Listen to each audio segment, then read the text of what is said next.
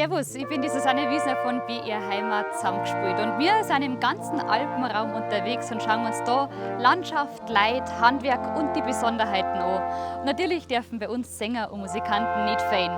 Alle Sendungen findet ihr hier.